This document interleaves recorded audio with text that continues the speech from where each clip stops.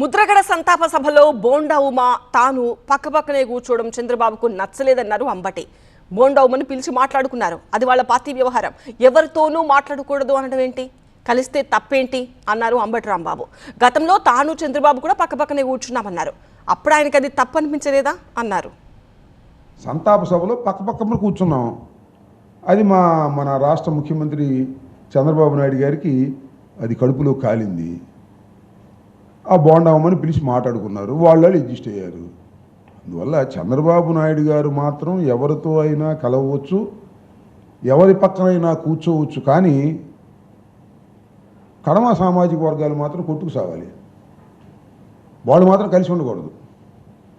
బీసీలు, ఎస్సీలు, కాపులు ఏం కలిసి ఉండకూడదు.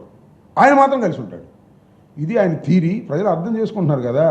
ఇన్ని ట్రోల్ చేశారు, మీరు గుర్తుందా? ఎంతమంది నాకు చిత్రం. నేను చంద్రబాబు నాయుడు గారు ఒక చోట కలిసి కూర్చున్నాను, నాకు గుర్తులేదు నిజానికి.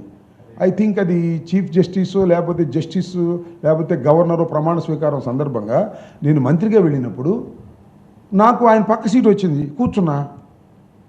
మరి లేచి వెళ్ళిపోలేదే. మరి అది ఎవరో మొన్న దేనిలోనూ నేను సోషల్ మీడియాలో చూసా.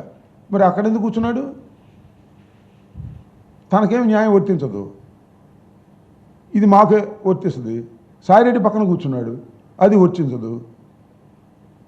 అంటే నేను చెప్పదలుచుకుంది ఏంటంటే, బోండా ఉమా చంద్రబాబు నాయుడు గారు అది వాళ్ళ సొంత వ్యవహారం.